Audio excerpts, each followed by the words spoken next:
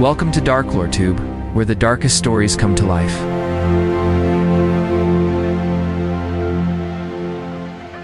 The second story. The missing phone.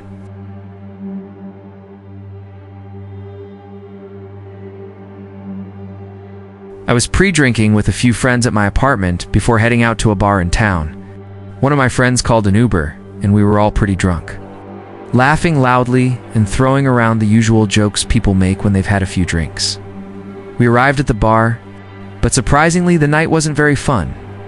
At some point during the evening, I asked a girl I'd been talking to for her phone number. When I reached into my pocket to grab my phone, I realized I didn't have it with me. I checked all my pockets and confirmed it. I tried retracing my steps around the bar and asked every bartender if anyone had turned in a phone. I couldn't even remember using my phone at any point while we were out. I stepped outside with a friend and used his phone to call mine. Someone picked up on the other end. I could hear the sound of someone holding the phone, but they didn't say anything.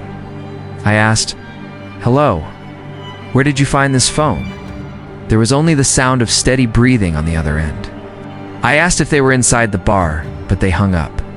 I looked at my friend and called again, but it went straight to voicemail. I tried using Find My iPhone, but for some reason it was turned off.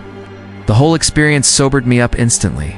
It was impossible to keep having fun knowing my phone had been taken. My friends told me to deal with it the next day and go to the police station for help. I went home early that night before going to bed. I put a few slices of bread in the toaster and noticed that my phone was sitting on the kitchen counter. It made absolutely no sense.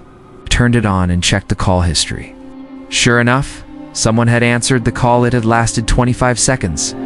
Clearly, someone had been inside my apartment to answer it. I tore the entire apartment apart, shouting for whoever it was to come out. Maybe the alcohol had given me that kind of reckless courage. Eventually, I called the police, but since there were no signs of forced entry and almost nowhere to hide in the apartment, all they could do was file a report. Nothing was missing. But that night, lying in bed with the thought that someone had once been inside my apartment or worse, might still be there with me, was the most unsettling night of my life. ***